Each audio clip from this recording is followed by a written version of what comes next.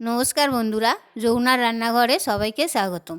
আজ আমি চিংড়ি মাছের মালাইকারি বানাচ্ছি আর তোমাদের সবাইয়ের সাথে শেয়ার করছি। চিংড়ি মাছটা লাল করে ভেজে নিয়ে তুলে নিলাম।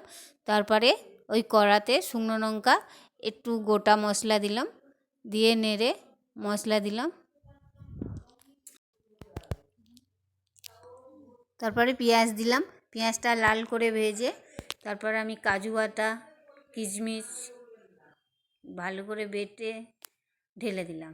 ওটাকে কষতে থাকলাম, কষে তারপরে একটু চিনি দিলাম, একটু নুন, চিনি, লাল মির্চি,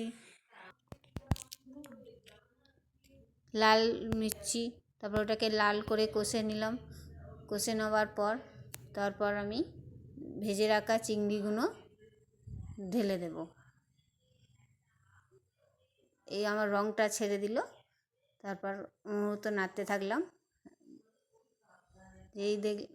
নাড়তে থাকলাম, নাড়তে নাড়তে রঙটা আমার সুন্দর এসে গেল।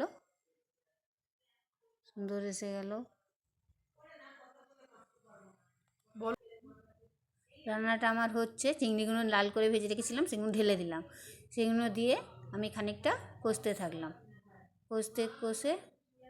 কষতে থাকলাম, কষছি ভালো করে, যতক্ষণ না আমার রঙটা আসে ততক্ষণ পর্যন্ত আমি কষতে থাকলাম। এরপর আমি দুধ দিলাম। দুধ আমি এখানে 250 গ্রামের মতন রেখেছিলাম, সেটা পুরোটা ঢেলে দিলাম।